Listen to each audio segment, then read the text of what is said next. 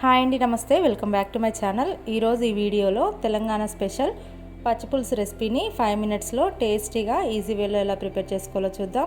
Video start చేసే కంటే ముందు మన ఛానల్ ఎవరైనా ఫస్ట్ టైం చూస్తున్నట్లయితే ప్లీజ్ సబ్స్క్రైబ్ చేసుకోండి. ఇక్కడ ముందుగా 2 మీడియం సైజ్ ఉల్లిపాయలని ఇలా పొడవుగా సన్నగా కట్ చేసి పక్కన పెట్టుకోవాలి.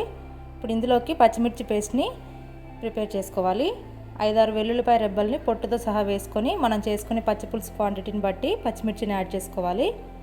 ఇందులోనే కొద్దిగా సాల్ట్ కూడా వేసుకొని కోర్స్గా మిక్సీ పట్టి పక్కన పెట్టుకోవాలి. ఈ పచ్చిపులుసులోకి వేరే ఏ మసాలాలు అవసరం లేదు. స్టవ్ ఆన్ చేసుకొని ప్యాన్లోకి కొద్దిగా ఆయిల్ని తీసుకొని ఆయిల్ హీట్ అయిన తర్వాత ఆవాలు జీలకర్ర వేసుకొని ఇవి లైట్గా ఫ్రై అయిపోయిన తర్వాత ఇందులోనే 2-3 ఎండుమిర్చిని ఇలా ముక్కలుగా చేసి వేసుకోవాలి. ఎండుమిర్చిని వేసుకోవడం వల్ల పులుసు అనేది మంచి టేస్ట్ వస్తుంది. ఇప్పుడు ఇందులోనే 2 రెమ్మల వరకు కరివేపాకును కూడా వేసుకొని ఇవన్నీ కూడా లైట్గా కలర్ చేంజ్ అయిపోయిన తర్వాత మనం ముందుగా మిక్సీ పట్టి పెట్టుకున్న వెల్లుల్లిపాయ పచ్చిమిర్చి పేస్ట్ని కూడా ఈ పోపులోకి యాడ్ చేసుకోవాలి. ఈ పచ్చిమిర్చి పేస్ట్ అంతా పచ్చివాసన పోయేదాకా ఆయిల్లో బాగా కలుపుకొని 3 to 4 మినిట్స్ వరకు ఆయిల్లో మగ్గనిస్తే సరిపోతుంది. ఇప్పుడు ఇందులోనే కొద్దిగా పసుపును కూడా వేసుకొని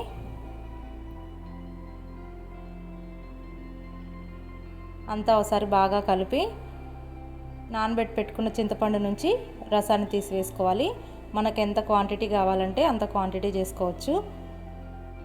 ఇక్కడ నేను 4 మెంబర్స్కి సరిపోయేంత పచ్చిపులుసుని ప్రిపేర్ చేస్తున్నాను. దానికి తగ్గట్టుగానే చింతపండు నానబెట్టుకొని రసాన్ని తీసి పోపులోకి యాడ్ చేసుకోవాలి.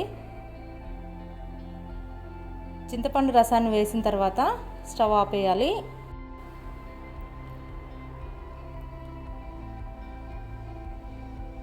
ఇలా మనకు కావాల్సినంత చింతపండు నుంచి రసాన్ని తీసుకొని పోపులోకి వేసుకోవాలి.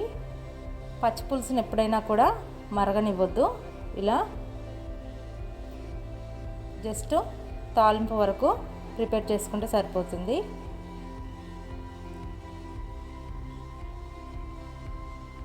ఇలా పులుసునంతా యాడ్ చేసుకున్న తర్వాత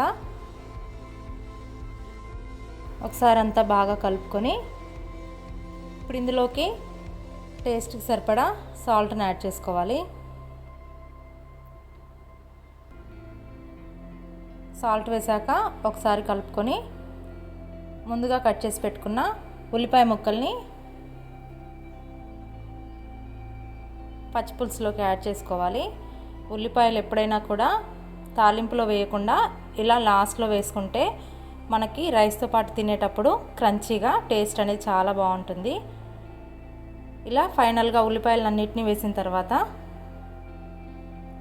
ఒక్కసారి కలుపుకొని సాల్ట్ సరిపోయింది లేనిది చెక్ చేసుకొని సరిపోకపోతే ఈ స్టేజ్లో సాల్ట్ని యాడ్ చేసుకొని డిష్ అవుట్ చేసుకోవడమే. టేస్ట్ అనేది చాలా బాగుంటుంది. ఈ సమ్మర్లో కర్రీస్తో ఎక్కువగా రైస్ తినబుద్ధి కాదు కాబట్టి ఇలా సింపుల్గా పచ్చిపులుసును ప్రిపేర్ చేసుకుంటే కమ్మగా కడుపు నిండా తినేస్తారు. ఒక్కసారి ఇలా ట్రై చేసి చూడండి. ఈ వీడియో కనుక మీకు నచ్చినట్లయితే లైక్ చేయండి. అలాగే మన ఛానల్ని సబ్స్క్రైబ్ చేసుకోవడం మాత్రం అస్సలు మర్చిపోకండి. Thank you for watching.